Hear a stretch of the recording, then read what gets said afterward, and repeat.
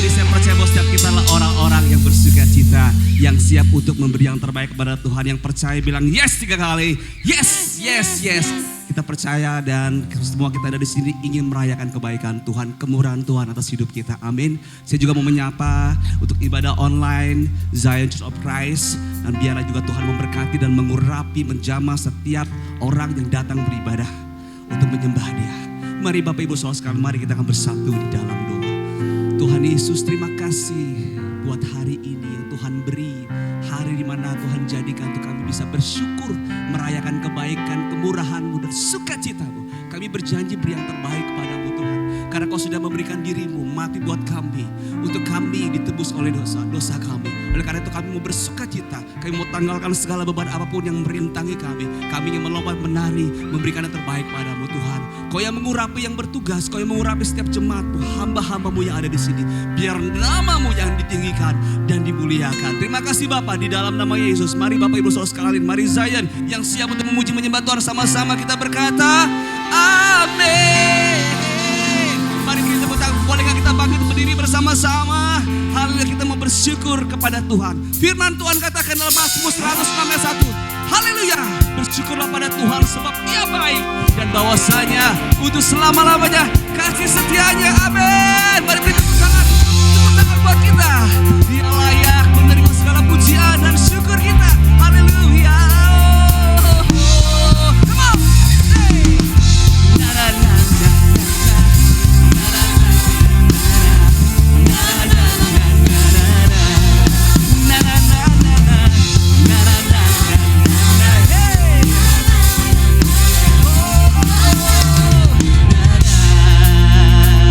Mari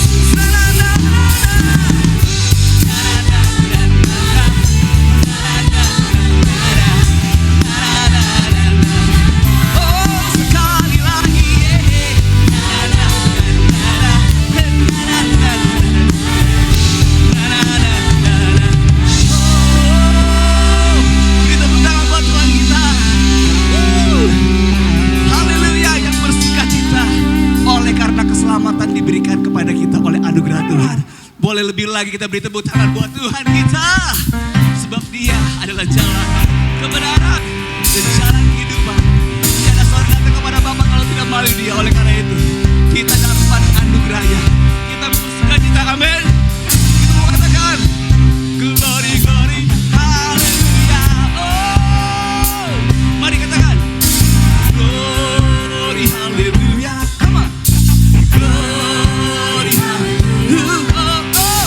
Glory, haleluya.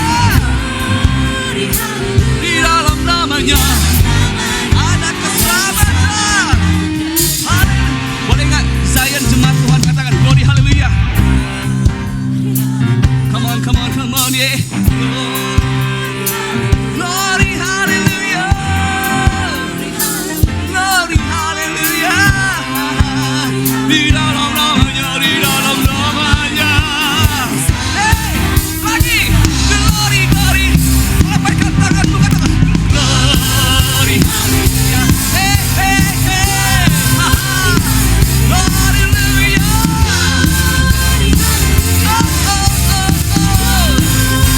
Di dalam namanya ada keselamatan.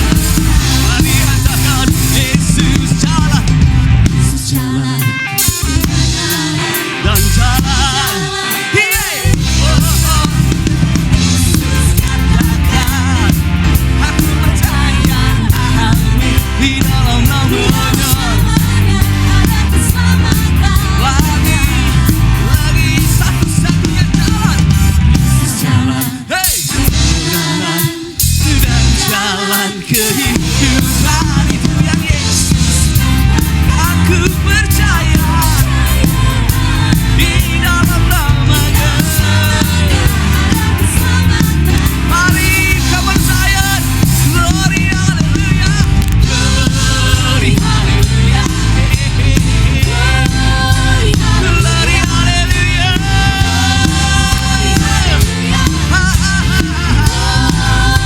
Di dalam mari memuji Tuhan, Tuhan, Tuhan, Tuhan. Hey, come on band. Biarlah segala yang bernafas memuji Tuhan, menari buat Tuhan kita. Dia baik, Dia menyelamatkan. Mari, glory, hallelujah. Come on. Glory, hallelujah. Glory, hallelujah. Glory, hallelujah. Di dalam namanya. Hey, come on, glory, hallelujah. Glory, hallelujah. Hey, come on.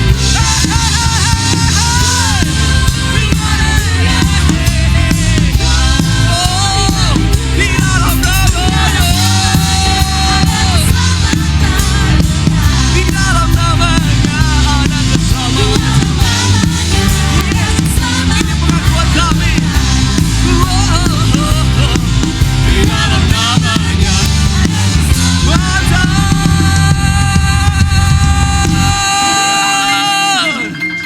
kekal.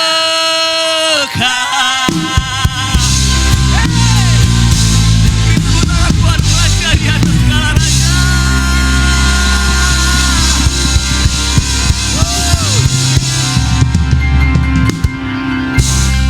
Bersukacita lagi.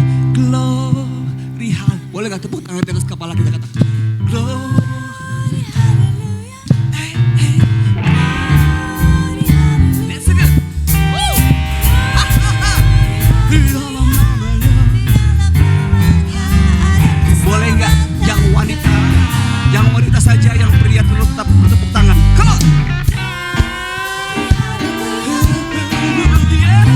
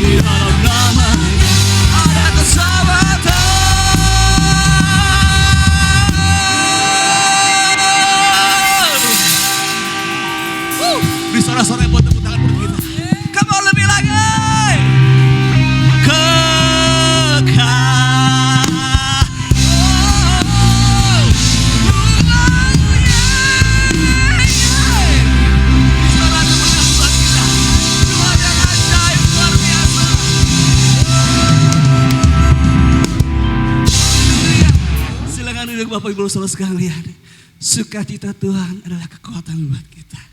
Apapun yang kau alami, mari tetap bersyukur sama Tuhan. Tetap bersukacita. Setiap kita adalah anaknya. Setiap kita adalah kepunyaannya.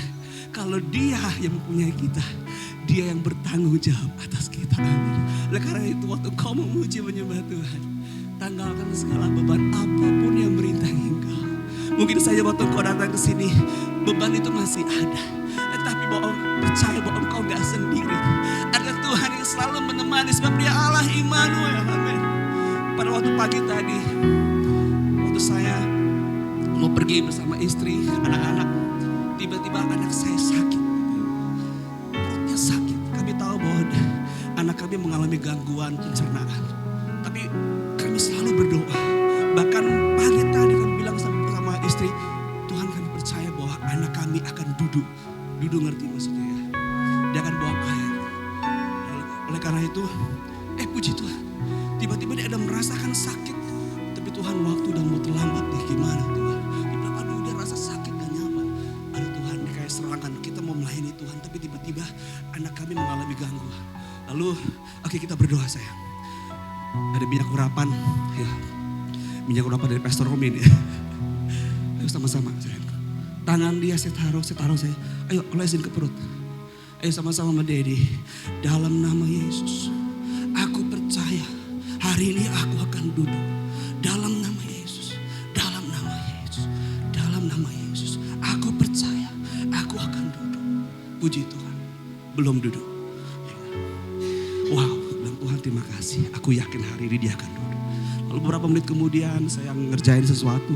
Tiba-tiba dia ke kamar mandi. Lalu dibilang, Dedi mami, aku duduk mami Dedi. Wah, aku di dapur saat itu langsung nangis. Saya bilang Tuhan kau ajaib, kau luar biasa Tuhan. Kalau kami gak sanggup Tuhan. Tapi Tuhan yang sanggup melakukan jauh lebih daripada apa yang kami doakan dan kami pikirkan. Oleh karena itu kita gak sanggup memang. Secara manusia kita tahu. Kita terbatas, tapi ada Tuhan yang gak terbatas. Dia sanggup melakukan apapun yang kau doakan saat ini bergumul. Amin. Boleh gak kita beri tepuk tangan buat Tuhan kita. Kagumi dia, percaya akan janjinya. Sekalipun kau belum melihat, tetapi ada waktunya Tuhan akan lakukan menurut waktunya. Terima kasih ya Roh Kudus. Kau ada di tengah kami saat ini. Kau ada di tengah kami saat ini. Mari Bapak Ibu Saudara sekalian bawa hatimu kepadanya. Dia ada di sini. Oh ya ya.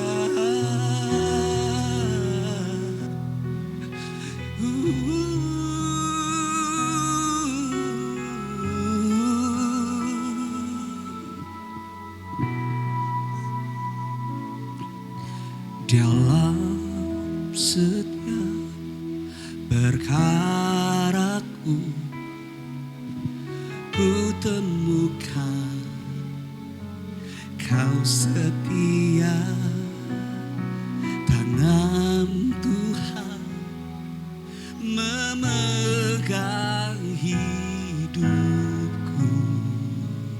menopangku. Tuhan sanggup buka jalan bagi semua yang percaya janjinya. Kekuatan, pertolongan selalu ada bagiku. Haleluya, beri sorak-sorai buat tepuk tangan buat Tuhan kita. Ini pengakuan kami Tuhan, kami mau percaya akan janji. Terima kasih Tuhan. Mari Bapak Ibu Saudara sekalian kita katakan. Dalam setiap perkara ku temukan, kau sungguh setia, kau setia.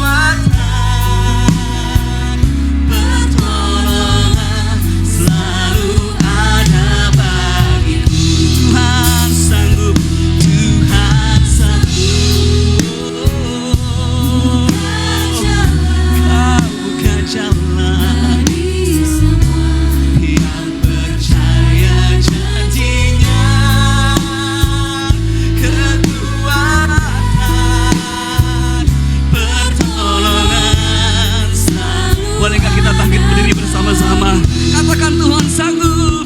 Tuhan sanggup buka jalan bagi semua yang percaya janjinya.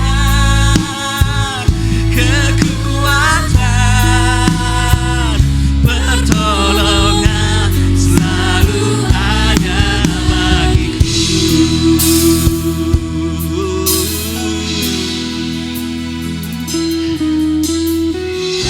Terima kasih Tuhan. Terima kasih Yesus buat pertolongan-Mu dalam hidup kami. Oh, yang selalu menopang kami. Terima kasih Tuhan. Mari bawa hatimu, percaya kepada janjinya bahwa Dia sanggup. Dia sanggup sampai saat ini juga. Haleluya.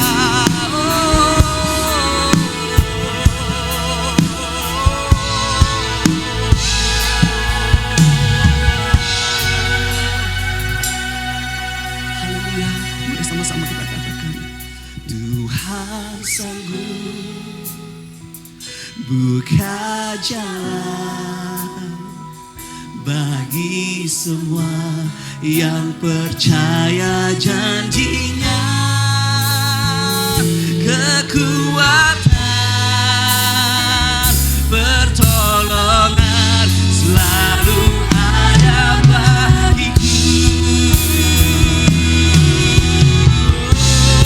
Tuhan sanggup, Tuhan sanggup buka jalan bagi semua yang percaya janjinya. Percayakan janjinya. Kekuatan kita, pertolongan kita. Mari katakan lagi, Tuhan sanggup, Tuhan sanggup buka jalan bagi semua yang percaya janjinya. Kekuatan, pertolongan selalu ada bagiku. Kekuatan, kekuatan, pertolongan selalu ada bagiku. Kekuatan, kekuatan, pertolongan selalu ada bagiku.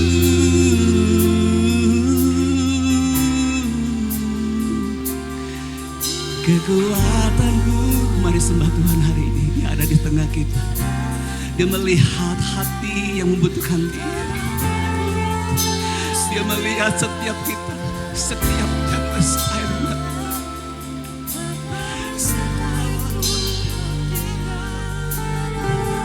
Dia tahu akan segala kebutuhan kita apapun. Oh, Kau sanggup,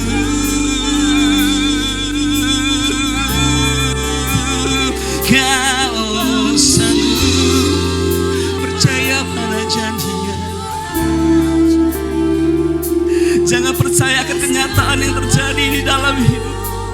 Percayakan kebenaran firman Tuhan yang kau dengar bahwa Dia tidak pernah meninggalkanmu. Dia sanggup melakukan. Dia gembalamu. Mari angkat penyembahan pujian.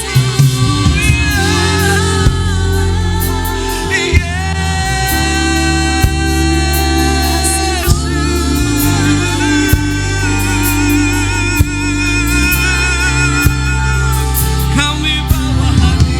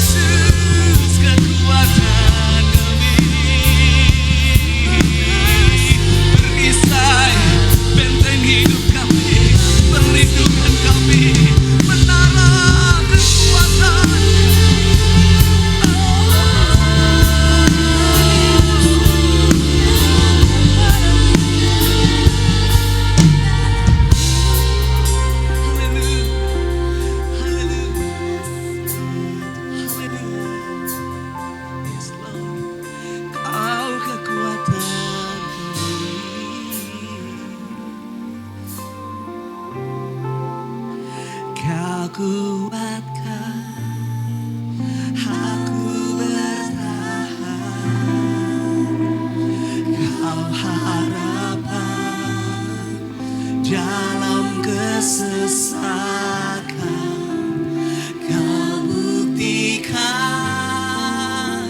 kesetiaan-Mu Tuhan. Engkau Allah iman. Katakan lagi.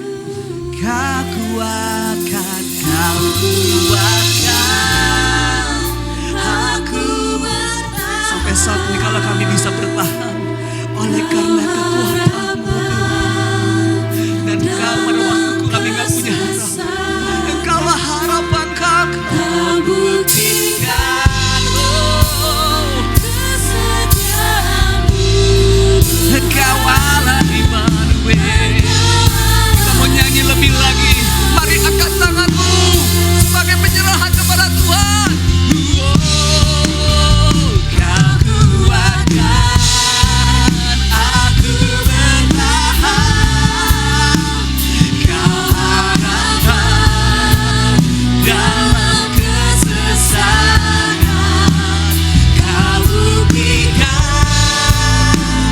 kesetiaan-Mu Tuhan. Engkau Allah lagi, kau kuatkan, kau kuatkan, aku bertahan. Kau harapan dalam kesesakan, kau buktikan kesetiaan-Mu Tuhan. Engkau Allah Immanuel. Sekali lagi sama-sama katakan. Kau kuatkan, aku bertahan. Kau harapan kesesakan, kau buktikan kesetiaan-Mu Tuhan. Engkau Allah Immanuel. Engkau Allah Immanuel.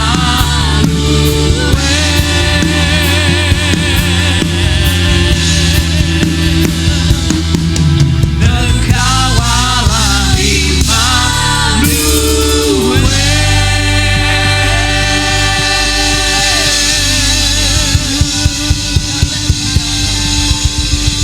Terima kasih Tuhan. Engkau Allah Immanuel, Tuhan yang selalu menyertai kami di segala situasi, di segala musim-musim kehidupan yang kami jalani. Kami melangkah dengan pasti karena kami punya Tuhan yang pasti. Kami percaya bahwa Tuhan tidak pernah meninggalkan kami. Situasinya bisa berubah, kenyataannya bisa menyulitkan, tetapi kami punya kebenaran. Kami punya Yesus yang menjamin kami bahwa perjalanan ini akan menjadi luar biasa. Terima kasih Tuhan, ketika Israel keluar dari Mesir, di depan mereka ada lautan yang dalam. Orang-orang Israel melihat lautan yang dalam yang tidak dapat diseberangi. Dan mereka melihat tentara Mesir yang mengejar di belakang. Tetapi Musa melihat jalan di depan yang terbuka oleh tangan Tuhan. Di tangan Musa hanya ada sebatang tongkat. Tetapi dengan tongkat itulah Tuhan melakukan keajaiban yang luar biasa. Tuhan tidak meminta kami dengan modal yang besar, dengan kekuatan yang besar. Cukup apa yang ada di tangan kami, Tuhan akan menyatakan kuasa dan keajaibannya. Kami percaya Tuhan, Engkau bersama-sama dengan kami. Engkau membuktikan jaminan-jaminan-Mu. Engkau memperlihatkan kesetiaan-kesetiaan-Mu Tuhan. Bagian kami adalah percaya saja. Apa yang Tuhan telah firmankan, apa yang Tuhan telah beri arahan, Engkau tetap akan menggenapinya bagi kehidupan kami. Aku berdoa setiap anak-anak Tuhan yang hadir hari ini, semuanya dijumpai, semua dilawat Tuhan, baik mereka yang onsite atau mereka yang online, baik yang ada di Indonesia atau yang di luar negeri, dimanapun mereka berada, semua dalam lawatan yang luar biasa. Ambil alih ya Roh Kudus dari awal sampai dengan selesai, berfirman bagi setiap kami, firman-Mu adalah kebenaran, satu-satunya kebenaran yang memerdekakan. Apa yang keluar dari mulut bibir lidahnya Tuhan, tidak akan pernah kembali dengan sia-sia, tetapi akan mengerjakan segala perkara dan pastinya berhasil. Kuduskan semua kami di dalam kebenaran-Mu Tuhan. Hati kami rindu, lapar jiwa kami akan kebenaran Tuhan. Tidak ada yang dapat memuaskan kami di dunia ini selain Yesus. Dan kami percaya Yesus sanggup. Dan kami percaya Yesus mampu. Dan Engkau selalu punya kuasa untuk melakukan apa yang mustahil bagi manusia. Tidak ada yang mustahil bagi Tuhan. Kami biji matamu, kami milikmu. Kami percaya, kami bergerak dalam lawatan kuasanya Tuhan. Berfirman bagi kami dan Roh Kudus yang ambil alih dari awal sampai dengan selesai. Terpujilah nama Tuhan dalam nama Yesus Kristus. Haleluya. Kita diberkati, sama-sama kita katakan amin. Kita beri tepuk tangan yang meriah bagi Tuhan Yesus Kristus. Sebelum kita duduk, mari sama-sama kita mau declare pernyataan iman kita akan janji firman yang sebentar kita akan terima. Mari sama-sama dengan saya katakan, aku percaya Alkitab adalah kebenaran. Satu-satunya kebenaran yang mampu memberikan kemerdekaan. Aku mau hidup dalam kebenaran, menjadi pelaku firman, dan didewasakan dalam iman. Segala kemuliaan bagi Yesus. Amin. Kasih tepuk tangan dulu bagi Tuhan Yesus Kristus. Silakan duduk kembali. Puji nama Tuhan. Haleluya. Selamat pagi. Shalom. Damai sejahtera, sukacita Tuhan buat setiap kita yang hadir di tempat ini. Apa kabarnya? Luar biasa. Kita boleh beri tepuk tangan dulu buat tim Praise and Worship yang sudah melayani kita pada saat sesi yang pertama ini. Puji Tuhan. Saya percaya bahwa kehidupan kita kehidupan yang bergerak. Kehidupan kita adalah kehidupan yang bertumbuh. Kehidupan kita adalah kehidupan yang terus mengalami peningkatan di dalam kehidupan kita. Di sepanjang bulan Juni ini saudara, tentunya kita berbicara mengenai tema Live Loud. Yaitu kehidupan yang berdampak, kehidupan yang membawa perubahan. Kehidupan yang mempengaruhi orang-orang di sekitar kita. Nah, kita akan tutup di minggu yang terakhir di bulan Juli ini dengan judul ini, yaitu berbicara mengenai Live Loud. Ternyata itu berhubungan dengan grow up. Jadi artinya live loud menjadi dampak, itu artinya orang itu mau bergerak di dalam pertumbuhan. Saudara tentunya punya anak, kita tentunya merasakan bagaimana anak-anak kita mengalami pertumbuhan. Dan di dalam pertumbuhan itu mereka tidak sama lagi dengan umur sebelumnya. Ada perubahan, ada pertumbuhan, grow up terus menerus. Nah, bicara mengenai live loud, kehidupan yang berdampak, itu juga mengalami pertumbuhan. Dan ujung daripada pertumbuhan-pertumbuhan ini, Tuhan ingin kita masuk ke dalam yang namanya kedewasaan atau mature. Nah, itu sebabnya orang-orang yang mature, orang-orang yang dewasa adalah orang-orang yang bisa membawa dampak, yang bisa membawa perubahan atas orang-orang di sekitar dia. Saya masih ingat bagaimana kehidupan saya dulunya, awalnya. Saya percaya bahwa saya sampai hari ini saudara, itu bukan karena mendadak-dadak langsung jadi seperti ini, tetapi karena saya mau bekerja sama di dalam perjalanan ini bersama dengan Roh Tuhan untuk hidup saya mengalami grow up dan bergerak untuk masuk terus di dalam yang namanya pendewasaan. Nah, kekristenan sesungguhnya berbicara mengenai proses menuju mature ini, yaitu proses menuju pendewasaan. Pada saat kita lahir baru, pada saat kita bertobat terima Yesus, maka kita disebut dengan bayi rohani. Oke, saudara tahu bayi? Bayi konsumsi makanannya, ya tentunya tidak sama dengan orang dewasa. Ada perbedaan konsumsi makanannya. Tahun 98 saya dibaptis. Saya bertobat dulu, terima Yesus, saya sudah Kristen, tapi Kristen saya Kristen KTP. Apa yang saya mau ya saya buat. Tapi tahun 98 itu saya menyerahkan diri saya sama Tuhan, dan saya memberi diri saya dibaptis. Sejak itu berarti status saya berubah menjadi orang yang percaya. Dan saya mulai hidup bergerak di dalam pimpinan Yesus Kristus. Oke, tadinya saya pimpinan diri sendiri, sekarang pimpinan Yesus Kristus. Nah, perubahan terjadi saudara. Yaitu saya mulai mengalami yang namanya rajin dalam membaca Alkitab. Rajin beribadah. Kalau dulu gereja, orang tua marah dulu baru gereja. Gitu kan. Kalau bisa bolos jangan gereja. Pacar saya udah duluan bertobat. Tapi saya belum. Dia anak pemuda, rajin ibadah. Dia ngajakin saya hari Sabtu ibadah. Tapi saya lebih memilih untuk main basket. Karena buat saya basket lebih enjoy. Itu hari Sabtu saya. Saya anak muda, saya doyan main olahraga, saya edik olahraga. Tapi pacar saya ini terus berdoa agar dia Agar saya maksudnya agar bisa meninggalkan keterikatannya dengan olahraga. Tidak salah dengan olahraga, tapi ketika diajak beribadah, saya lebih memilih dengan olahraga. Dan pada akhirnya ketika saya bertobat, lahir baru, perubahan-perubahan besar terjadi, saya mulai rajin beribadah, saudara. Saya mulai rajin beribadah, saya mulai rajin berdoa, baca Alkitab, dan mulai terlibat di dalam pelayanan. Berarti ada progres yang terjadi. Nah, bicara mengenai bayi rohani ini jugalah yang dituliskan oleh Rasul Paulus ketika dia datang kepada jemaat yang ada di kota Korintus. Saudara tahu kota Korintus itu kota yang rohani, saudara. Kalau saudara buka kitab 1 Korintus, kitab 2 Korintus, saudara akan menemukan penjelasan berbagai karunia-karunia ada di kota ini. Berarti orang-orang yang ada di kota Korintus itu orang-orang yang rohani. Tapi satu pernyataan yang menarik dituliskan oleh Rasul Paulus di dalam 1 Korintus pada pasal 3. Ayat yang pertama dan ayat yang kedua dikatakan, dan aku saudara-saudara pada waktu itu tidak dapat berbicara dengan kamu seperti dengan manusia rohani, tetapi hanya dengan manusia duniawi yang belum dewasa di dalam Kristus. Susu yang kuberikan kepadamu, itu makanan bayi saudara. Bukanlah makanan keras, sebab kamu belum dapat menerimanya dan sekarang pun kamu belum dapat menerimanya. Saudara bisa melihat di sini, yang namanya Kristen baru bertobat disebut dengan bayi rohani.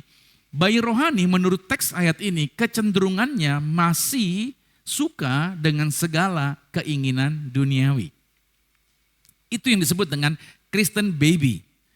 Yaitu ukuran yang dia ukur di dalam perjalanan kerohaniannya adalah yaitu kedagingannya. Itu dia ukurannya, kenyamanannya secara daging. Misalkan, ya kan, gerejanya enak enggak? Dingin gak? Gitu satu. Pelayan-pelayannya senyum-senyum gak? Musiknya enak gak? Gitu. Ya kan? Yang nyanyi suaranya bagus gak? Terus gerejanya rame gak?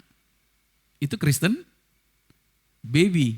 Yang kecenderungannya, ukurannya bukan lagi secara kapasitas kerohanian. Tapi masih ukurannya kedagingan.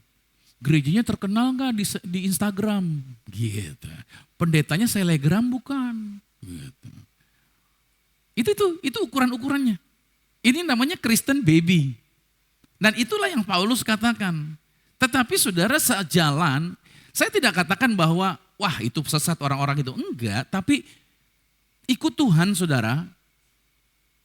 Saudara harus mau mengalami kemajuan, kedewasaan maksud saya. Siapa di sini yang punya anak? Oke. Kalau anak saudara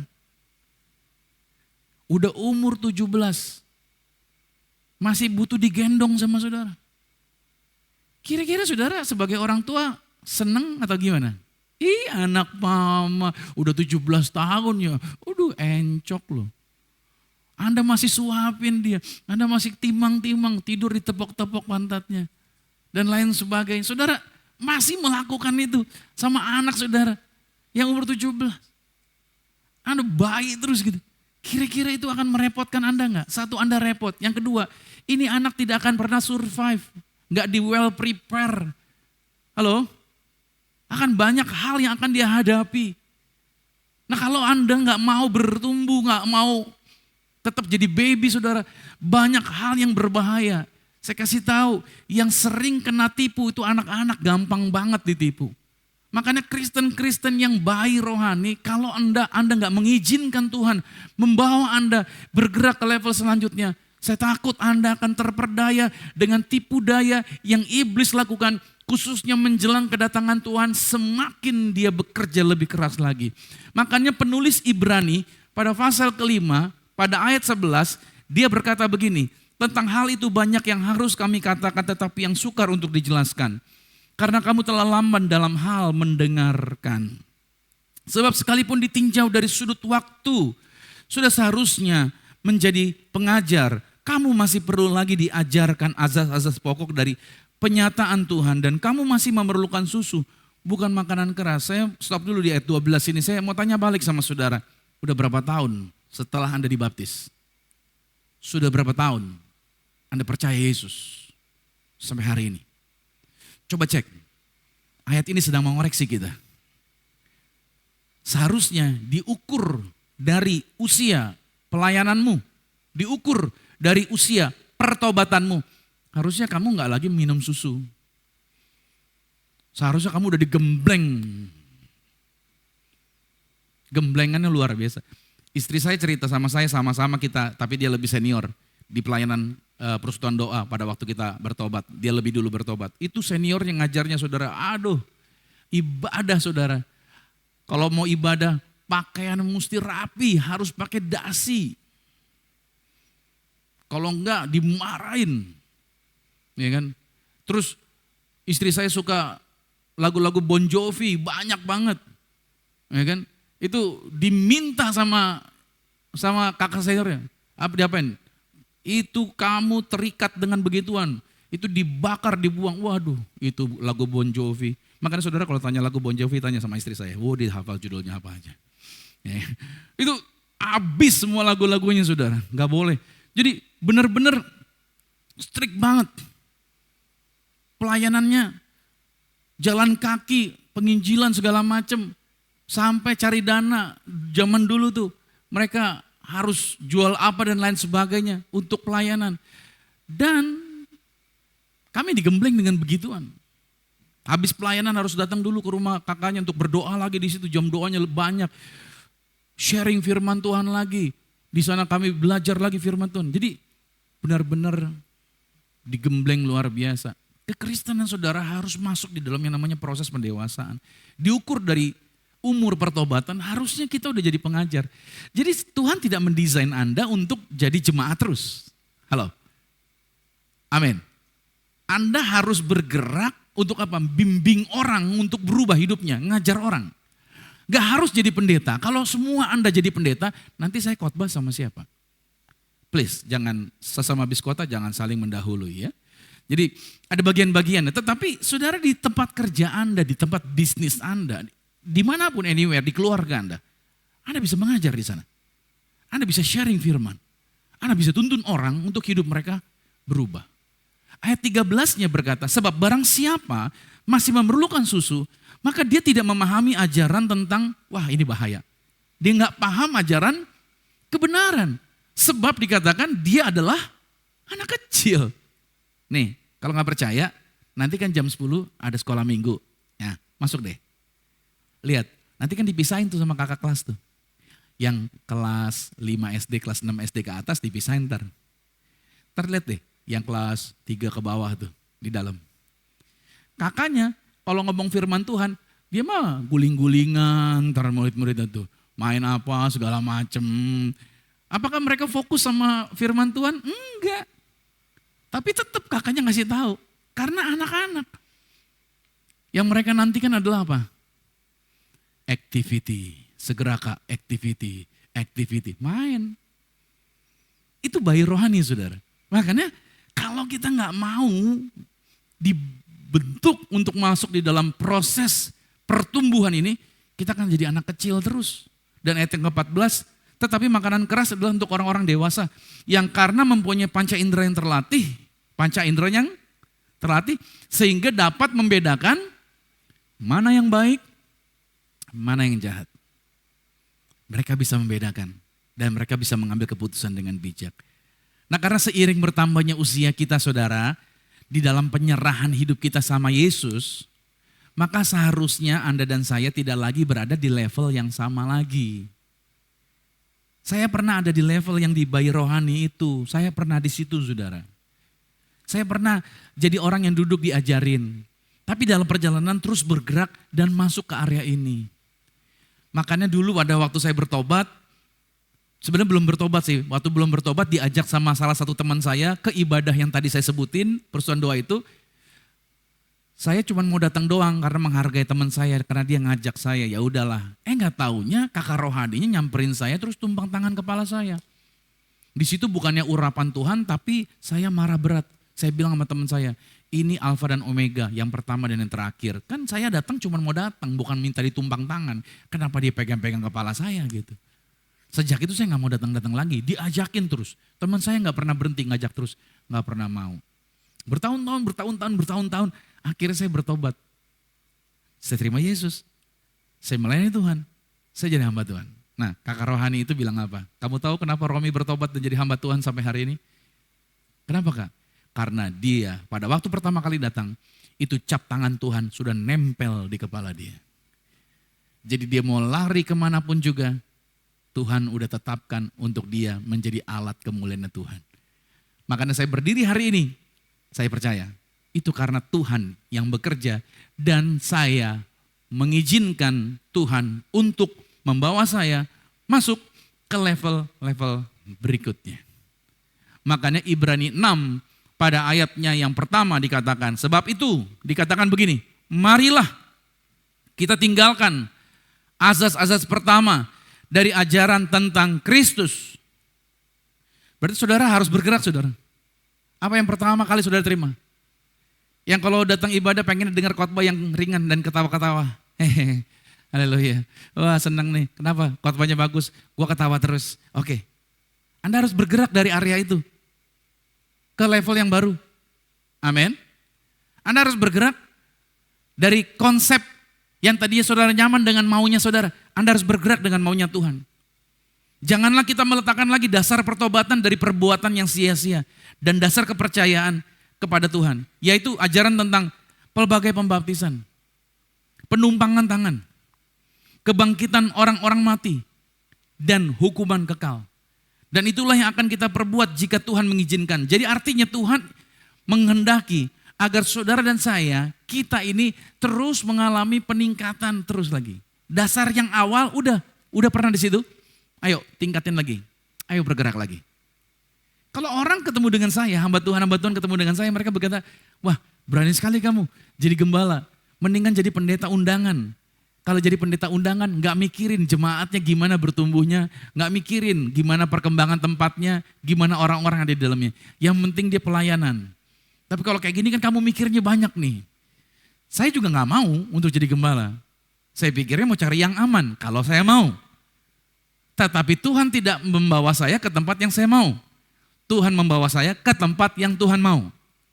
Makanya ketika saya dibawa ke level ini, tentunya tekanannya tinggi.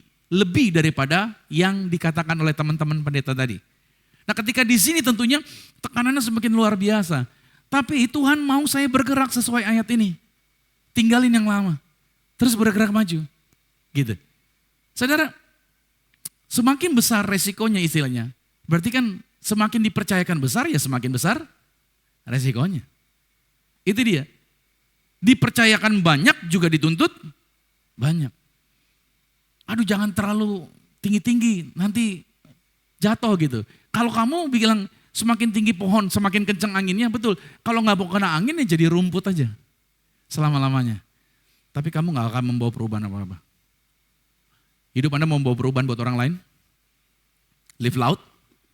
Kehidupan Anda bersuara besar. Kehidupan Anda akan dilihat orang, berdampak buat orang lain.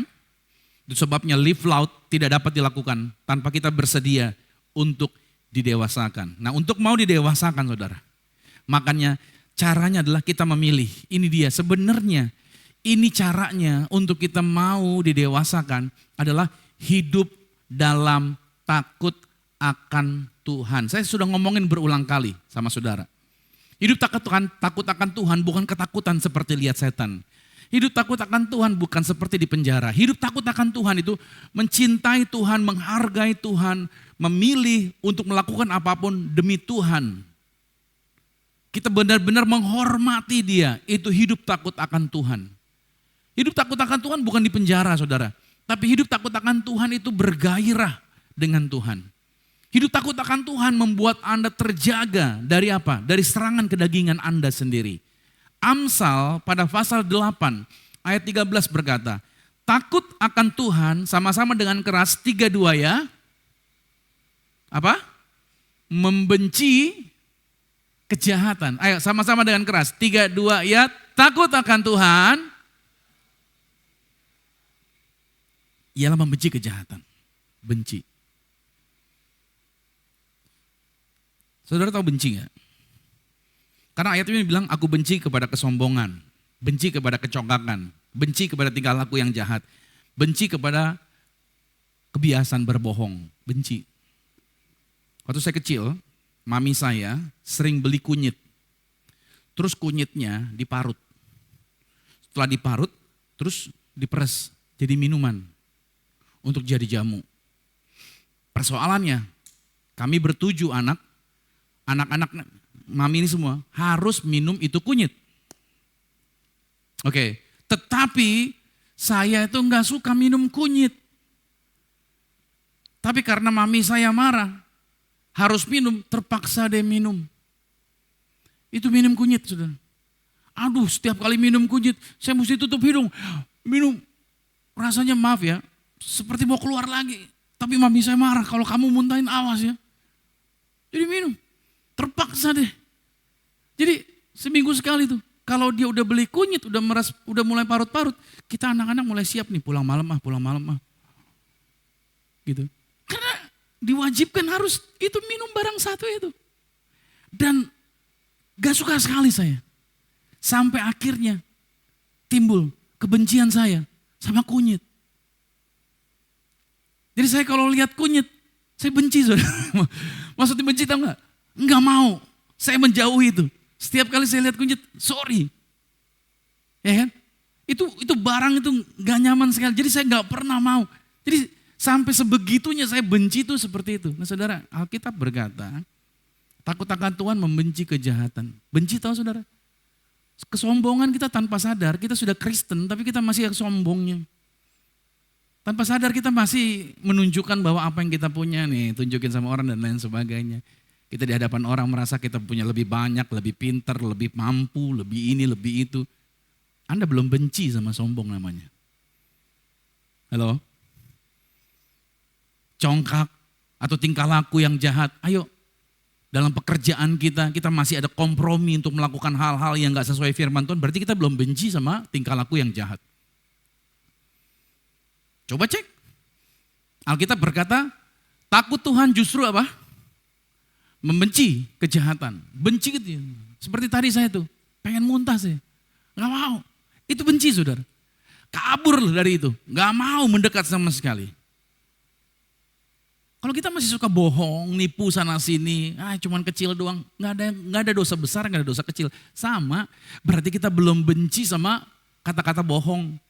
Kita masih ada di area itu berarti. Berarti engkau belum takut akan Tuhan. Orang-orang yang takut akan Tuhan, dia akan dibawa ke dalam hidup yang live loud, didewasakan. Makanya saya kasih tahu, takut Tuhan ini menjagai Anda dari kedagingan Anda sendiri.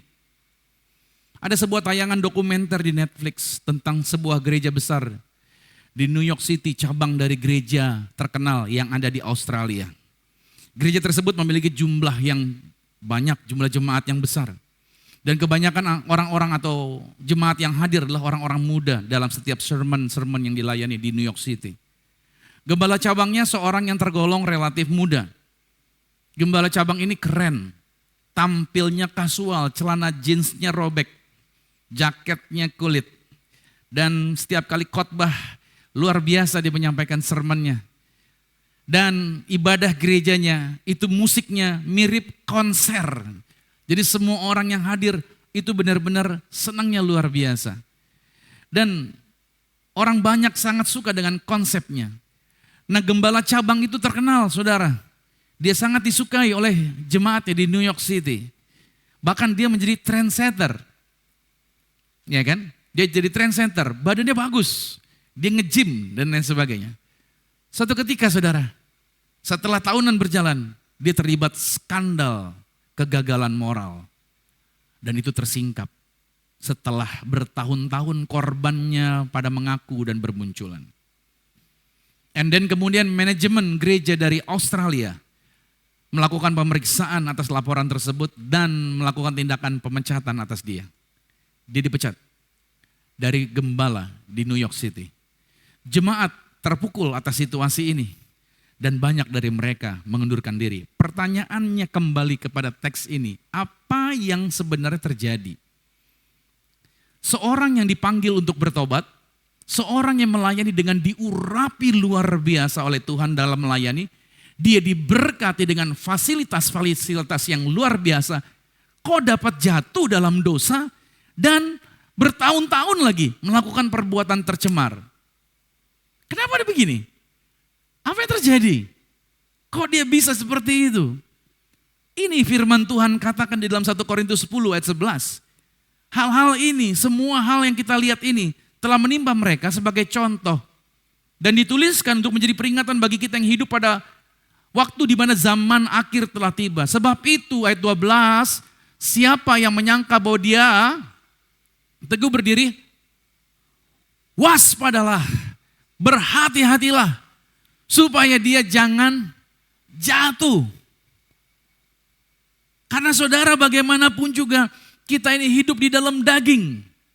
Kita ini manusia roh yang dibungkus daging. Dan daging kita akan selalu menggodai diri kita sendiri. Iblis akan selalu menggoda Anda. Karena daging Anda minta dipuaskan. So please, hati-hati. Itu sebabnya Paulus memberikan peringatan dan pengarahan kepada para leaders, para pemimpin termasuk saya. Diingatkan juga kepada anak didik rohaninya Timotius. Paulus berkata dalam 1 Timotius pada pasalnya yang keempat pada ayat yang ke-16 dikatakan awasilah dirimu sendiri. Awasi dirimu sendiri. Oke? Dan awasilah ajaranmu. Bertekunlah dalam semua itu dalam artian mewaspadai dirimu, keinginanmu. Anda yang tahu keinginan-keinginan Anda. Anda senangnya apa? Senang dipuji? Senang ditepuk tanganin? Senang dihormati? Senang dengan benda-benda yang berkilauan? Senang dengan jalan-jalan ke tempat yang wah? Senang dengan banda-banda yang indah? Dan lain sebagainya. Saudara yang tahu diri saudara, awasi dirimu. Karena dengan berbuat demikian, engkau akan menyelamatkan dirimu dan semua orang yang mendengarkan engkau. Hamba Tuhan yang hebat sekalipun dapat terjatuh. Kenapa? Karena ada daging yang membungkus manusia roh ini. Kalau saya saudara boleh memilih. Kalau saya boleh memilih untuk mengikuti tren dan kenyamanan. Saya akan mencoba untuk membagikan kepada saudara hal-hal yang mudah dan menyenangkan secara telinga dan secara daging kepada saudara. Saya akan berusaha secara agar semuanya tampaknya fine-fine aja. Saya akan bikin Anda jadi tetap tenang dan rileks. Atau istilahnya ikut Tuhan itu rileks saja. Saya bikin Anda khotbah yang nyaman. Saya bikin Anda khotbah yang menarik hati Anda. Tenang, Tuhan berkati Anda. Tuhan buka jalan begini, Tuhan buka jalan begitu. Apapun yang terjadi, dosa yang Anda buat, kesalahan yang Anda lakukan, tenang, Tuhan tidak marah sama saudara. Saya bisa bikin Anda tenang. Saya bisa bikin khotbah yang seperti itu. Tapi saudara tahu, pada saat panggilan dari Tuhan itu datang, pada saat dia panggil saya, maka saya punya tanggung jawab untuk merawat dan menjagai domba-dombanya Tuhan ini. Saudara itu dombanya Tuhan. Saya ini gembala yang Tuhan suruh untuk merawat Anda. Kalau saya kasih makan salah, kalau saya bimbing Anda jadi salah, dan saya tidak bawa Anda untuk bergerak ke level selanjutnya, matilah saya. Karena nantinya saya yang harus bertanggung jawab di hadapan Tuhan.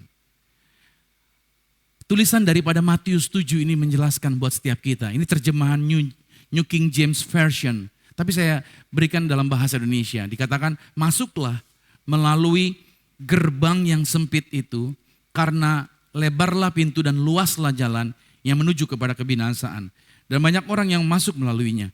Karena yang menuju pada kehidupan adalah gerbang yang sempit dan jalan atau jalur yang sulit dan hanya sedikit orang yang menemukannya. Oke. Kebanyakan orang baca ayat ini ayat untuk orang-orang Kristen dan non-Kristen. Tapi saya mau kasih tahu sama saudara, ini bukan untuk non-Kristen. Ini buat orang yang sudah percaya Yesus. Pada waktu saudara memilih, pada waktu saudara percaya pada Yesus, saudara mengambil komitmen untuk masuk gerbang. Pada waktu engkau percaya Yesus, engkau mengambil komitmen untuk masuk gerbang itu. Oke. Maka saya kasih tahu sama saudara, ikut Yesus, ikut Tuhan, gak ada yang gampang. Siapa yang bilang ikut Yesus gampang? Kasih tahu saya. Siapa yang bilang ikut Yesus gak ada masalah? Siapa yang bilang ketika engkau percaya Yesus gak ada tantangan? Semua orang yang ikut Yesus pasti akan menghadapi tekanan. Kenapa? Karena kita berjalan lawan arus dunia. Pernah ke Ancol, kolam arus? Kalau saudara ikut arus lebih nyaman? Kalau lawan arus lebih nyaman? Atau ikut arus lebih nyaman? Ikut arus. Kalau lawan arus, butuh tenaga. Berat gak? Susah? Susah. Itu ikut Yesus. Kita kan lawan arus. Di saat teman-teman bilang, yang haram aja susah bro. Lu mau yang halal. Gimana mau kaya lu gitu. Lu setia sama pasangan. Belum tentu pasangan lu setia. Zaman sekarang. Kayak mobil aja. Kemana-mana ada ban serep. Sewaktu-waktu di jalan terjadi, tinggal ganti ban serep tuh. Lihat. Teman-teman kita akan menghina kita. Gila lu, iya kan? Ikut Tuhan, rohani-rohani banget sih. Sinilah dugem dulu lah, mabok dulu lah kita. Yuk, mabora cuy gitu kan. Ayo sini dulu, diajakin. Kita akan diserang. Begitu terus. Ikut Tuhan tuh gak gampang. Ikut Tuhan susah. Makanya kalau tahu ikut Tuhan susah, jangan lu bikin susah hidup lu. Udah ikut Tuhan susah, cari-cari susah sendiri. Udah gitu susah, nanti Tuhan, mengapa hidup saya susah? Kata Tuhan, kan gue udah kasih tahu, ikut gue susah gitu kan. Serigala gak punya liang, burung gak punya, serigala punya liang, burung punya sarang. Anak manusia gak punya tempat untuk meletakkan kepalanya. Ikut Tuhan itu tantangannya banyak saudara. Jadi ketika engkau memutuskan, ayat ini bilang, kau masuk sebuah gerbang, kau berjalan. Dan kau harus komitmen di area itu. Makanya kekristenan seringkali terjadi seperti ini. Saya kasih gambar ini saudara. Ini jalanan. Dulu kita jalan di jalan yang sempit. Ikut Yesus itu jalan yang sempit saudara. Oke ya. Di jalan yang sempit ini. Dulu waktu kita kenal Tuhan, ikut Tuhan. Kita kecemplung di sini. Di parit sebelah kiri. Ada 2 parit nih. Di parit sebelah kiri. Parit sebelah kiri ini parit apa? Parit legalistik. Legalisme tuh begini.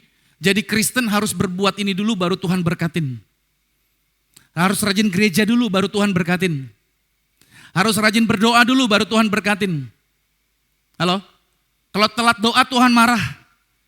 Berapa banyak kita pernah ada di sini? Semua kita pernah ada di sini? Kita ketakutan datang sama Tuhan. Tuhan marah gak ya? Aduh Tuhan berkatin gak ya? Kita ada di sini. Parit legalisme. Semuanya dengan keperbuatan kita ada di sini. Tapi suatu hari firman Tuhan datang sama saudara. Dan Tuhan menarik Anda. Kebaikannya mengatakan, aku mengasihimu. Bukan karena perbuatanmu. Kita keluar dari parit ini. Kita sadar, dibodohin selama ini kita. Selama ini saya, akhirnya kita keluar dari sini. Dan kita menarik diri kita sejauh mungkin dari parit legalisme. Ikut Tuhan sekarang, gak ketakutan lagi. Saya damai, anytime bisa datang sama dia. Saya bisa panggil dia, Abba Father, Abba Bapa, engkau mengasihi aku. Saking mengasihi Tuhannya, saking jatuh cinta sama Tuhan, kita tarik diri kita keluar dari parit legalisme.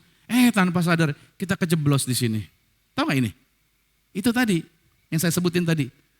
Udah melayani Tuhan, fasilitas yang luar biasa, karena merasa Tuhan baik, akhirnya banyak orang Kristen hidup dalam pelanggaran hukum. Banyak orang Kristen yang akhirnya kecemplung ke parit yang sebelah kanan. Dan mereka kembali lagi kepada kehidupan mereka sebelum percaya Tuhan. Artinya gini, mereka maunya gini, saya ada di gereja tapi jalan dalam dosa gak apa-apa dong. Kan Tuhan sayang sama saya, itu dia. Berapa banyak para pengajar kasih karunia tanpa sadar membawa jemaatnya untuk masuk ke dalam parit yang sebelah kanan.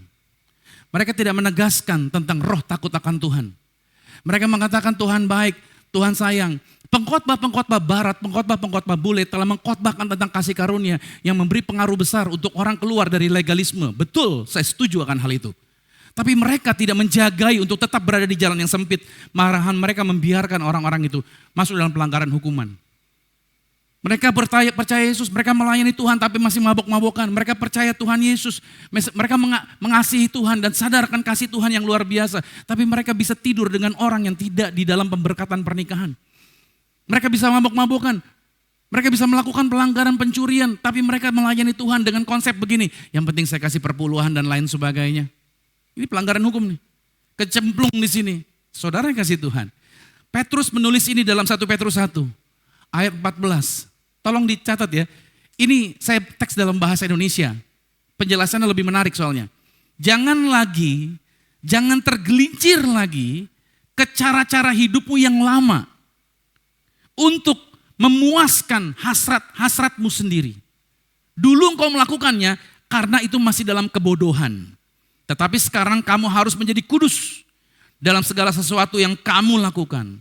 Sama seperti Dia yang kudus yang telah memanggil kamu. Sebab ada tertulis, kuduslah kamu. Sebab menjadi kudus itu penting, saudara. Menjadi kudus itu tidak terpenjara. Menjadi kudus itu merdeka tanpa ketakutan. Jadi saudara lihat baik-baik. Banyak orang Kristen tergelincir. Jangan tergelincir. Catat baik. Kalau ada godaan datang, daging saudara ngajakin, ingat gue gak boleh tergelincir. Itu salah. Gue harus tetap di jalan ini. Tetap harus di pattern ini. Saya gak boleh keluar. Saya sering baca buku, dan salah satu buku yang saya baca adalah tulisan daripada John Bevere. Hamba Tuhan ini menceritakan sebuah pengalamannya pada akhir tahun 1980, berarti menjelang 1900-an. Ada seorang penginjil terpopuler di Amerika, terkenal, yang memiliki jangkauan keuangan yang luas. Si penginjil ini adalah salah satu orang yang paling terkenal di dunia. Dan ketenarannya semakin meningkat. Ketika apa? Ketika hampir setiap sumber berita utama di Amerika melaporkan ternyata si penginjil yang terkenal itu jatuh dalam kisah pelanggarannya, perzinahannya, mafianya. Dia ngumpulin duit hanya untuk memperkaya diri dia. Dan akhirnya ketahuan, dituntut dalam persidangan. Datang putusan hakim. Ini beritanya terus tuh, dia jadi semakin terkenal. Dan terakhir dia masuk penjara, divonis 45 tahun. Tetapi naik banding, akhirnya dikurangin jadi 5 tahun. Suatu hari, di tahun keempat tahun 1994 dia di penjara. Asisten daripada pendeta John ini memberikan laporan kepada Pastor John, Anda diundang oleh penginjil yang di penjara itu. Dia ingin ngobrol dengan Anda di penjara. Datanglah si Pastor John ini. Wah, suatu pengalaman baru kata dia. Ketemu dengan orang yang pernah terkenal dulu di dalam pelayanan. Terus dia ketemu di penjara, si penginjil itu langsung merangkul dia di ruang tunggu ya, maksudnya di ruang pertemuan kalau orang kunjungan. Dia peluk dia dengan tulus, terus dia bilang, saya mau tanya, saya baca buku-buku kamu di penjara. Kata dia, itu yang kamu tulis sendiri atau kamu dibantu orang? Si Pastor John bilang, saya sendiri yang tulis. Oke, saya mau ngobrol sama kamu, kata penginjil ini. Waktu saya cuma 90 menit diberikan. Duduk dia, terus ngobrol. Pertama yang diomongin sama si penginjil ini kepada Pastor John, dia bilang, penjara ini bukanlah hukuman Tuhan buat saya. Dia ngomong begitu. Penjara ini justru rahmat Tuhan buat saya. Seandainya saya tidak di penjara, saya tetap di jalan yang lama, maka saya akan masuk ke neraka. Justru karena penjara ini, saya diselamatkan. Si penginjil bilang sama Pastor John ini. Terus setelah itu dia cerita si penginjil sama Pastor John. Kehancurannya bagaimana. Kejatuhannya seperti apa. Di penjara dia membaca Alkitab, dia bertobat, bahkan ikut pelayanan. Ada gereja di dalam penjara. Yang gembalanya adalah salah satu orang narapidana juga. Pastor John bertanya, kenapa bukan kamu yang jadi gembalanya? Tahu nggak jawaban si penginjil? John, saya ini seorang manipulator ulung. Kalau saya mengambil bagian kepemimpinan, saya takut daging saya mulai muncul lagi. Lebih baik saya jangan jadi pemimpin sebelum proses transformasi diri saya ini selesai. Jadi makanya dia sukacita pelayanan di dalam penjara, walaupun dia masih dalam status narapidana. Terus ngobrol lagi, diceritain bagaimana perzinahannya, bagaimana kejatuhan A, B, C dan lain sebagainya. Dah, sampai satu ketika Pastor John bertanya sama penginjil ini. Dia bilang, kapan, ini pertanyaan penting nih, kapan kasih Anda kepada Yesus mulai menjadi dingin? Dan apa penyebabnya? Saya ulangin ya. Kapan kasihmu kepada Yesus mulai turun?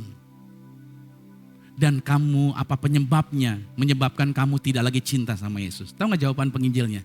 Penginjilnya bilang begini, John, saya ini tetap cinta Yesus. Hah?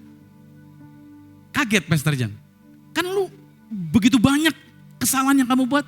Tapi dia bilang, saya tidak takut Tuhan. Dengan kata lain si penginjil bilang, saya memang cinta Tuhan, tapi saya tidak takut Tuhan. Paham sampai di sini? Berapa banyak orang Kristen selalu bilang, yang penting cinta Tuhan, yang penting cinta Tuhan. Tapi saya kasih tahu, cinta Tuhan membuat engkau datang sama Tuhan. Tapi kalau engkau tidak takut akan Tuhan, engkau akan tergelincir lagi di dalam perbuatan-perbuatan yang cemar. Makanya banyak orang Kristen yang katanya udah bertobat, udah pelayanan. Tapi masih cemar tuh hidupnya, kenapa? Gak takut Tuhan bro.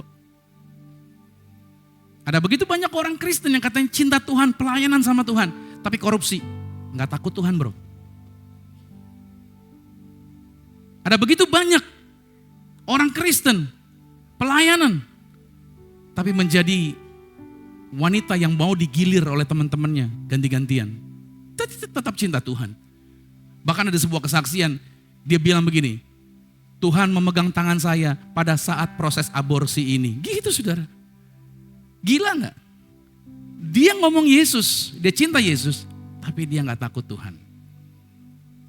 Hari ini ada begitu banyak jutaan orang Kristen yang katanya mereka mengasihi Yesus, tapi mereka gak takut Tuhan. Inilah sebenarnya yang membuat orang Kristen mengalami penyimpangan iman besar-besaran.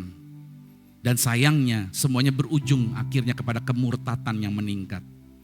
Makanya saya kasih tulisan ini, tempat awal untuk mengenal Tuhan secara intim adalah takut akan Tuhan. Sama-sama dengan saya katakan takut akan Tuhan. Kalau saudara gak takut Tuhan itu bahaya.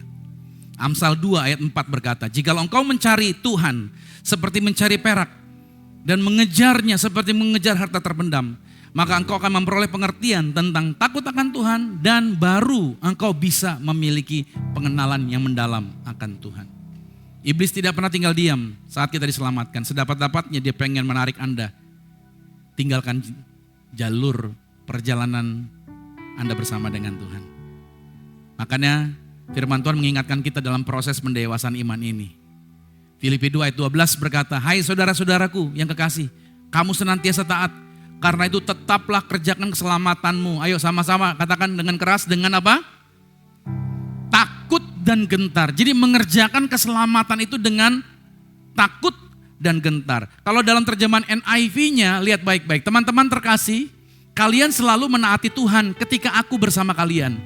Bahkan lebih penting lagi bahwa sekarang kalian taat saat aku jauh dari kalian. Teruslah bekerja untuk menyempurnakan keselamatan kalian. Jadi keselamatan itu perlu disempurnakan terus-menerus dengan apa? Takut dan gentar. Pahami. Kenapa takut dan gentar? Kenapa bukan kebaikan? Makanya Paulus tidak hanya menulis bahwa kita menjadi dewasa dalam keselamatan kita. Menjadi dewasa bukan dengan kasih dan kebaikan. Para pengajar kasih karunia, ingat kasih Tuhan, ingat kebaikan Tuhan, ingat kasih Tuhan, ingat kebaikan Tuhan. Itu akan menjauhi kamu dari kejahatan. No. Saya kasih tahu sama saudara, bukan kasih, bukan kebaikan, tapi takut dan gentar. Saya kasih tahu sama saudara. Loh, apa bedanya? Kenapa? Saya kasih tahu, saya kasih tulisan ini. Takut akan Tuhan itu membuat kita menjauhi kejahatan. Oke, ingat baik, bukan karena kasih akan Tuhan. Jadi yang membuat kita menjauhi kejahatan itu bukan kasih dan kebenaran.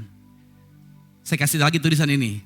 Karena kasih akan Tuhan itu telah menarik kita yang tadinya jauh datang sama Tuhan. Kita tuh gak bisa datang sama Tuhan, tapi karena kasihnya dia bawa kita bisa mendekat. Tetapi saudara, takut akan Tuhan itu menjagai kita dari kejahatan yang berusaha menghancurkan kita. Sampai sini saudara paham?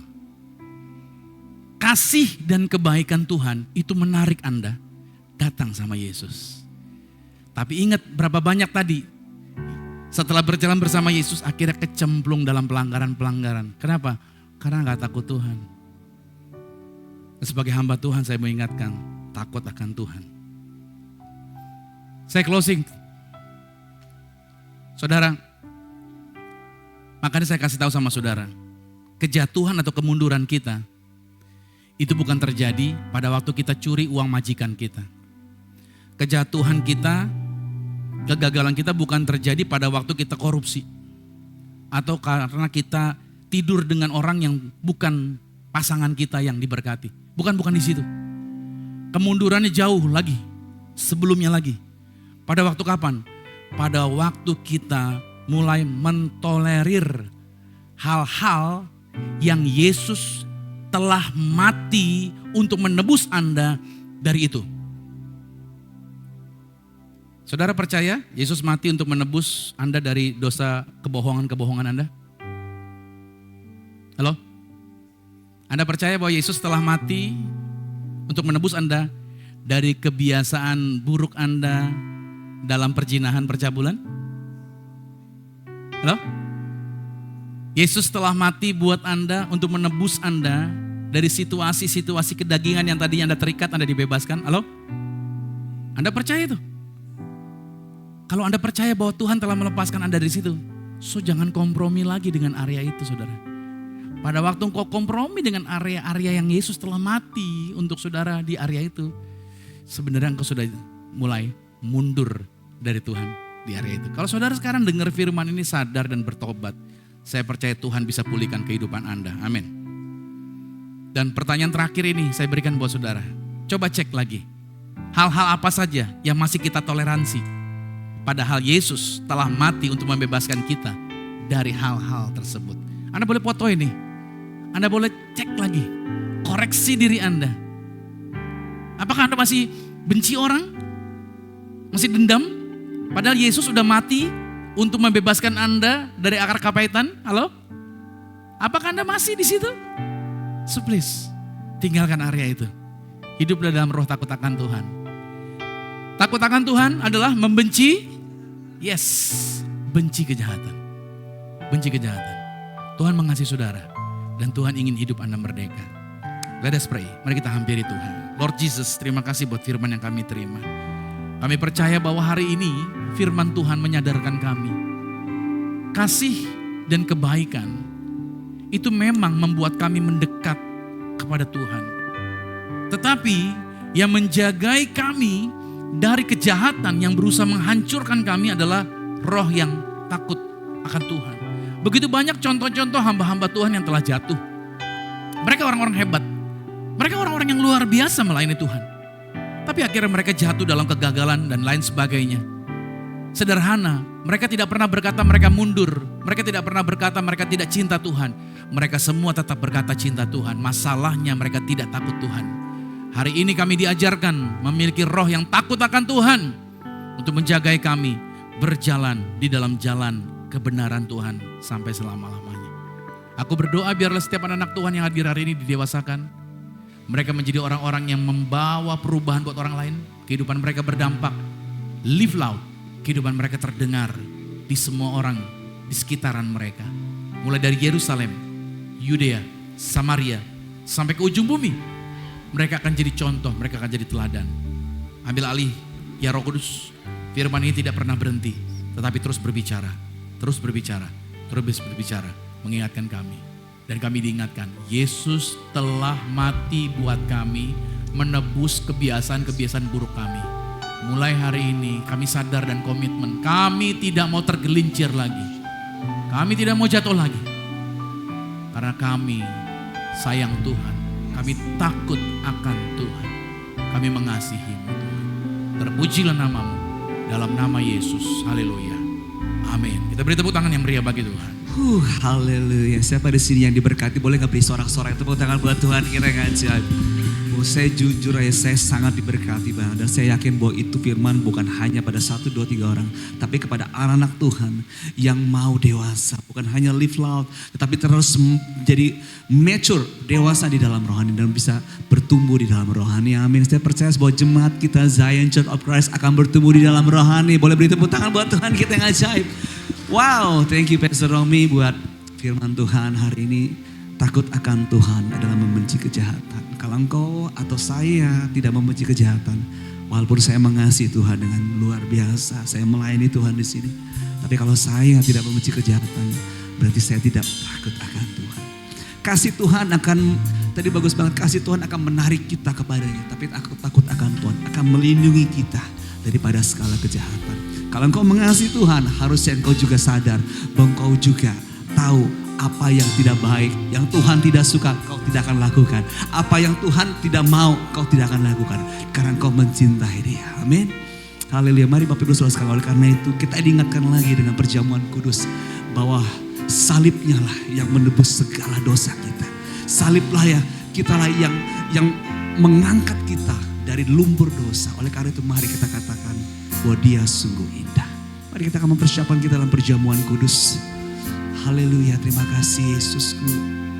Haleluya. Mari sama-sama. Dia sungguh indah. Oh, Dia Yesus. Ya Bapa, Dia ajaib, Dia mulia, Dia agung, Dia cinta aku, Dia cinta. Betapa Engkau mengasihi kami Tuhan, terima kasih Tuhan. Dan ampuniku,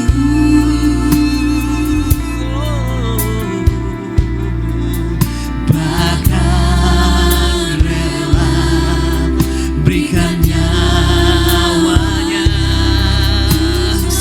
Mari Bapak Ibu saudara, mari kita bangkit berdiri bersama-sama. Kita mau katakan sambutlah, sambutlah Yesus, tinggikan Yesus, berikan hormat, pujian dan kuasa. Yesus Raja, oh Dia yang termulia, kami angkat tangan, kami angkat, ku angkat tanganku,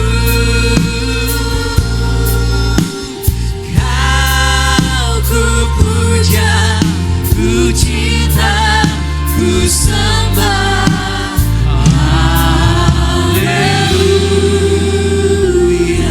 Kita akan masuk dalam sakramen tubuh dan darah Tuhan Yesus. Setiap kali kita makan roti ini, setiap kali kita minum anggur ini menjadi tubuh Kristus, ini menjadi darah Kristus.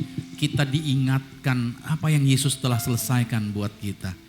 Kita diingatkan tentang jati diri kita. Kita diingatkan tentang kebesaran Tuhan, jaminan, perjalanan, masa depan. Seringkali kita lupa karena masalah, karena kenyataan. Tapi Tuhan tidak bergerak berdasarkan masalah, berdasarkan kenyataan. Tuhan bergerak berdasarkan kebenaran. Misteri hidup ini bukanlah untuk dicari solusinya. Misteri hidup ini adalah untuk dijalani bersama dengan Tuhan dan kita memiliki pengalaman atasnya. Amin. Jadi jangan susah, sebab Tuhanlah yang punya jawaban atas segala sesuatunya. Kita mungkin mentok, kita mungkin gak punya jawaban. Tapi Tuhan selalu punya jawaban atas setiap kita. Saya selalu ingat perkataan Abraham pada saat Ishak bertanya, di sini sudah ada kayu, di sini sudah ada api, mana dombanya? Dan Abraham berkata apa? Tuhanlah yang akan menyediakannya. Saya percaya bahwa apapun masalah kita, Tuhanlah yang menyediakan jaminan jalan keluarnya. Mari kita angkat rotinya di atas kepala. Sama-sama dengan saya katakan, dalam nama Tuhan Yesus, inilah roti yang telah turun dari surga. Inilah tubuh Tuhan Yesus Kristus, tubuh yang tergantung di atas kayu salib, yang memberikan kami bersama dengan keluarga kehidupan yang kekal di dalam kerajaan sorga. Oleh korban tubuh Kristus, maka mulai hari ini kami menang atas segala virus, atas segala penyakit. Tidak terkapar di meja operasi, tidak terkapar di ruang ICU. Diberkati, umur panjang, tidak akan sakit-sakitan. Dalam nama Tuhan Yesus, inilah roti yang telah turun dari surga. Inilah tubuh Tuhan Yesus Kristus. Mari kita makan tubuh Tuhan Yesus Kristus.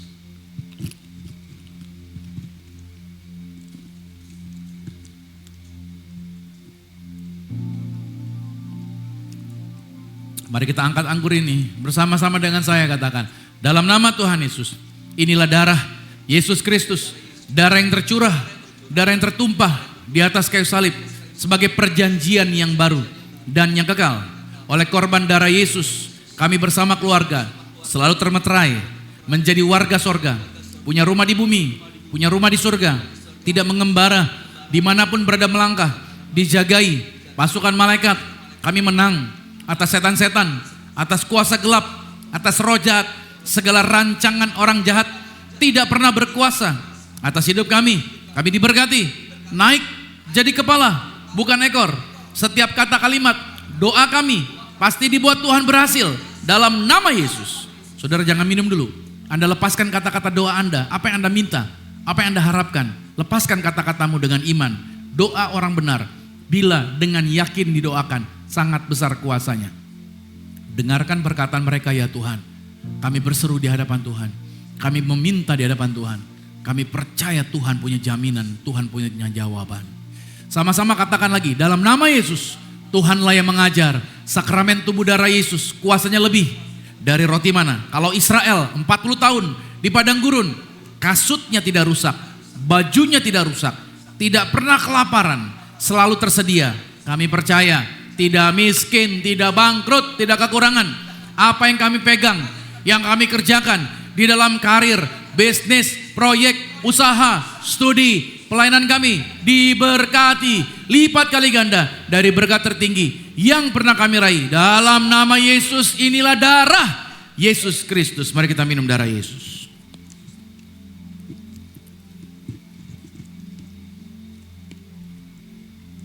Terima kasih Tuhan buat tubuh dan darah-Mu. Terima kasih buat kuasa Tuhan yang berlimpah. Di tangan kami ada minyak urapan. Tuhan yang mengajarkan kuasa. Siapapun yang terima minyak urapan, mereka penuh kuasa mulutnya, tangannya ada kuasa. Mereka dijagai pasukan malaikat. Mereka bisa mengusir setan. Mereka bisa memberkati lokasi dimanapun mereka berada. Dalam nama Tuhan Yesus, inilah minyak urapan. Setiap tetesnya punya kuasa mengusir setan. Setiap olesnya punya kuasa menghadirkan pasukan malaikat. Dalam nama Tuhan Yesus, inilah minyak urapan. Anda boleh teteskan di atas kepala saudara. Setiap pot, setiap botol ini. Dalam nama Bapa, Anak dan Roh Kudus. Dalam nama Tuhan Yesus, inilah minyak urapan. Maka setiap tangan-tangan semuanya diurapi. Kuasa Tuhan, mujizat Tuhan, berkat Tuhan, pertolongan Tuhan menyertai. Amsal 18 ayat 21 berkata, hidup dan mati dikuasai lidah. Siapa yang suka menggemakannya, maka dia akan memakan buahnya. Mari saudara, berkati dirimu sama-sama dengan saya. Katakan, saya diberkati, berkelimpahan, telah ditebus, telah diampuni, dibenarkan, diurapi, disempurnakan, diberi kuasa, hidup dalam kasih karunia, berharga, aman, sehat, penuh kemuliaan, fokus pada Yesus, disiplin, percaya diri, pandai cerdas. Saya diciptakan segambar dan serupa Yesus untuk menggenapi setiap panggilan dan tujuannya atas hidup saya di dalam nama Yesus. Amin. Kasih tepuk tangan yang meriah bagi Tuhan Yesus. Kami percaya setiap kata kalimat doa kami digenapi dan terjadilah atas kehidupan kami Tuhan. Maka sebagai ungkapan syukur kami akan bawa korban syukur. Tangan-tangan kami semua diberkati. Apa yang kami korbankan di ladang Tuhan tidak pernah kekurangan. Tuhan yang menjamin kelimpahan. Dalam nama Tuhan Yesus setiap kami semua diberkati. Haleluya. Amin. Silakan duduk kembali saudara, kita bawa korban syukur kita bagi Tuhan. Hanya Tuhan Yesus yang mempesona kita, amin. Segala perbuatannya. Oleh karena itu jangan ragukan, kita memberikan tepuk tangan pujian kita kepada Tuhan. Haleluya. Beri persembahan kita kepada Tuhan. Come on. Sungguh kau mempesona, segala perbuatanmu hapuskan raguku. Kau buktikan kasih-Mu. Hey, mati bagiku, hapuskan dosa. Come on. Kau ubahkan hidupku, semua menjadi baru. Sekarang ku bersuka di dalam-Mu, Yesusku. Kau jagai hidupku, melangkah di jalanmu, sampai ku terima mahkota kehidupan. Come on.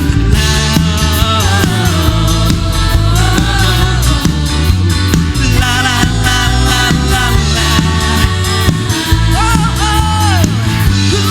Come on, Zion. Come on.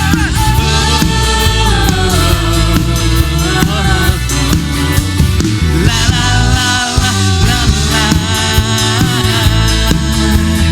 Mahkota kehidupanku. Beri tepuk tangan buat Tuhan kita yang ajaib Puji dahsyat. nama Tuhan. Nah Bapak Ibu Saudara yang kasih Tuhan, sebelum kita closing, satu pengumuman saja buat saudara bahwa Ini tanggal 28 Juli adalah minggu terakhir kita beribadah di tempat ini. Jadi Gereja Zion Church of Christ tidak lagi diperpanjang di lokasi ini karena ruangan ini mau dirombak oleh mereka untuk menjadi kantor. Jadi kami ini terakhir saudara. Jadi ibadah kita di tempat ini adalah yang terakhir hari ini. Jadi kita selesai minggu depan kita tidak di sini lagi. Nah, selanjutnya adalah tempatnya di mana sekarang Pastor? Nah, tempatnya kami belum dapat saudara. Jadi kenapa belum dapat? Karena terhubung dengan anggaran dan budget. Jadi kami masih menyesuaikan dengan anggaran dan budget dengan lokasi tempatnya. Jadi saudara, nanti di mana tempatnya? Kami mohon saudara tinggalkan saja nomor telepon sama petugas kami yang ada di foyer. Nanti begitu tempatnya udah ada, kami akan kasih informasi sama saudara. Jadi ini ya very grateful. Kita pernah ada di tempat ini 2,5 tahun. Jadi kita kasih tepuk tangan dulu, Tuhan izinin kita ada di tempat ini. Yes, luar biasa. Dan kalau mungkin juga saudara selalu ikuti our media sosial, karena nantinya juga akan kami post juga di media sosial tempat baru kita nantinya akan ada di mana. Mana-mana Tuhan bekerja, Tuhan mau bawa kita kemana, Tuhan punya rencana. Memang tempatnya belum dapat saat ini juga saudara, kita dikasih, berarti seminggu ini Tuhan pasti buat keajaiban. I don't know caranya gimana, tapi Tuhan yang punya cara, Tuhan yang punya jalan, Tuhan yang bisa menggerakkan segala sesuatunya. Mari sama-sama kita bangkit berdiri Bapak Ibu Saudara. Terima kasih Tuhan buat setiap kebaikan, kemurahan yang Tuhan berikan. Terima kasih 2,5 tahun kami boleh ada di ruangan ini.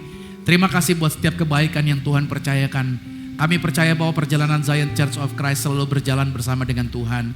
Tuhan yang memanggil, Tuhan yang memberi visi, Tuhan juga yang menyediakan provisinya. Kami anak-anak-Mu berjalan di dalam perjalanan yang Tuhan telah tetapkan. Dan kami percaya di dalam perjalanan itu sendiri ada proses, ada bagian perubahan-perubahan yang terus terjadi. Itu sebabnya aku berdoa setiap anak-anak Tuhan yang hadir hari ini pulang dengan berkat. Tangan Tuhan menjamah mereka, berkati apa yang mereka usahakan, berkati apa yang mereka kerjakan. Berkat Tuhan menyertai anak-anak Tuhan. Bangsa kami Indonesia juga diberkati dalam persiapan pilkada, persiapan pelantikan presiden baru. Tuhan sertai 2024 tahun di mana keajaiban Tuhan terjadi. Kami memberkati juga gedung ini, Sumarekon yang telah memberi tempat buat kami selama 2,5 tahun. Kami percaya Tuhan, banyak kesempatan baik, banyak hal-hal indah yang Tuhan telah kerjakan atas tempat ini. Berkat Tuhan juga ada atas tempat ini, atas lokasi ini. Thank you Lord Jesus buat setiap kebaikan, kemurahan yang Tuhan telah nyatakan. Saatnya kami akan pulang dan kami akan menerima berkat Tuhan. Kekasih Kristus arahkan hati, aminkan setiap berkat ini. Diberkatilah engkau di dalam usahamu, diberkatilah engkau di dalam pekerjaanmu, diberkatilah engkau di dalam segala aktivitasmu. Siapapun tinggal dengan engkau pasti diberkati. Keluargamu diberkati, orang tuamu diberkati, saudara-saudarimu diberkati, rumah tanggamu berbahagia. Sekarang terimalah berkat anugerah dari Bapa di surga, cinta kasih di dalam Yesus Kristus, kekuatan menghiburan di dalam kuasa Roh Kudus, menyertai mengurapi setiap kita mulai hari ini sampai Tuhan Yesus datang, menjemput Anda dan saya, keluargamu dan keluarga aku, kita semua sama-sama menjadi warga kerajaan sorga. Yang percaya sama-sama dengan saya katakan, amin. Selamat hari Minggu dan Tuhan Yesus Kristus berkati. Shalom. Happy Sunday all Zion, selamat beribadah kembali. Nanti akan difokan lagi ibadah kita nextnya. Haleluya. Come on.